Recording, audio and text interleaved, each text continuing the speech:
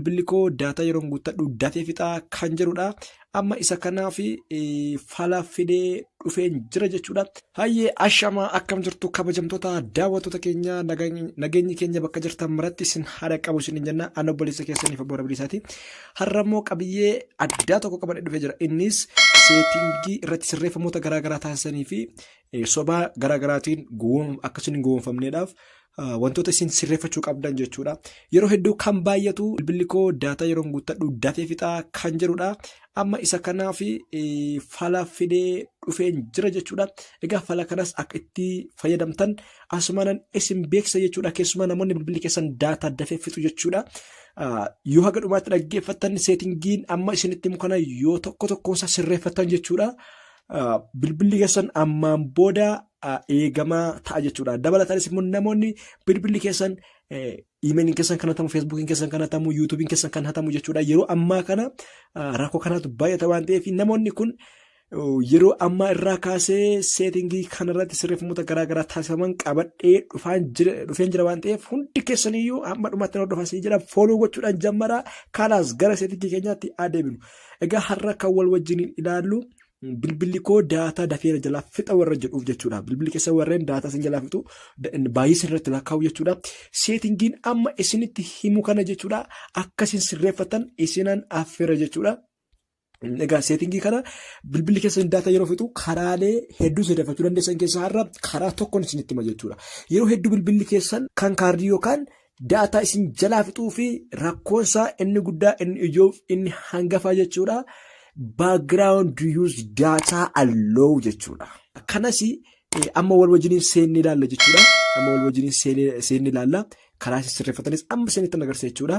So jalqaba irratti kan argamu kun background use data allow jechuun daataa background akka fayyadamuudhaaf eeyyamii jechuudha. Eeyyamii jechuudha. Daataa background jechuun otoo itti fayyadamaa hin jiraatu yeroo ati daataa kee seentu jechuudha. Akka inni fayyadamuudhaaf eeyyamiif jechuudha. Eeyyamiif jechuudha.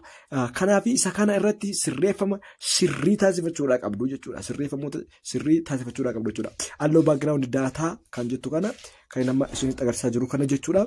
Kun asirratti allow taateetti taa'aa yookaan banamtee taanaan daataan koo dudduubarra otoo hin beekin waan viidiyoo buusuu qabu haa buusuu jechuudha.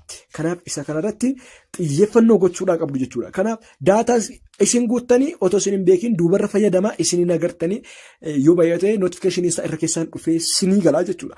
Kanaaf inni kun maal ta'uu qaba jechuudha. Jalqaba doonti allow ta'uu qaba jechuudha. Kana sirreeffachuudhaaf immoo karaa salphaa isinitti sirreeffattan jechuudha. Appilikeeshinii keessan irraati otoo faayilota garaagaraa buufachuu isiniin amaasiin jechuudha. Asumarraanii amma yuutuubii korratti hundaa'een sun agarsiisa jechuudha. Fakkeenyaaf yuutuubii keessan irratti maal gootu gadi qabdanii teessu. Gadi qabdanii teessu yeroo inni mallattoo kana isinii fidu shoorti sarchii sabskiripshinii yookaan fidu mallattoo aayii kan qabdu sana irratti tuqxu jechuudha. Gadi siqxanii mobaayil daataa kan jedhu kana barbaaddu jechuudha. Mobaayil daataa kan jedhu sana irratti kiliik gootu. Dhumarra maal jedhee jira jechuudha.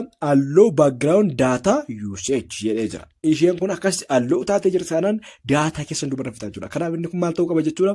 Of ta'uu qaba jechuudha. Tokko sarara tiktook irratti gaxxuqxanii akkuma kana sirreeffatu jechuudha. Akkuma kanatti dhaqxanii maal gootu jechuudha. Mobaayil daataa kan jedhu kan koo hundisaa of ta'ee jira jechuudha. Kan hin eeyyamne waan ta'eefanii sana cufaasaa banaas akkasitti sirreeffatu jechuudha.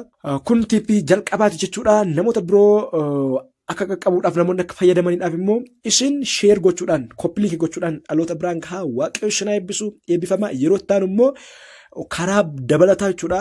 Akkamitti akka sirreeffachuu dandeessan jechuudha. Isinittan himaa jechuudha. Isinittan himaa. Isin sheer gochuu hin dagatina. Egaa namoonni barnoota teekinooloojii barbaadan immoo yuutuubii irratti barnoota jammareen jira waan ta'eef barnoota gaggabaabaan qofa asirratti dhiyeessa. Tasgabbooftanii akkasiin sirreeffataniidhaaf immoo infoormeeshinii guutuu akkasiin argataniidhaaf immoo namoonni bilbilii keessan haala garaagaraatiin sirrakkisu jechuudha. VPN wajjin wal qabatee wantoota hedduu jechuudha. yuutuubii irratti yuutuubii haaraa baneen jira jechuudha. Yuutuubichis michillee AI jedha. Kanaaf achirratti seentanii sabskiraayib gootanii irraa barachuu dandeessu. Nagaa ta'aa lafa nagaa oolaa shalom.